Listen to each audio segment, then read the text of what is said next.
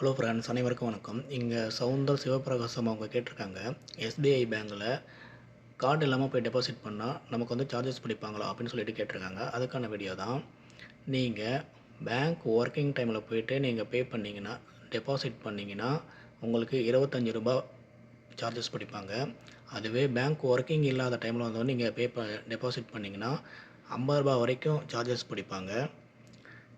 நீங்கள் உங்களுக்கு இந்த சார்ஜஸ் எதுவும் பிடிக்கக்கூடாதுன்னா, இந்த எஸ்பிஐ யோனோ ஆப்பை வந்து ரிஜிஸ்டர் பண்ணிக்கோங்க.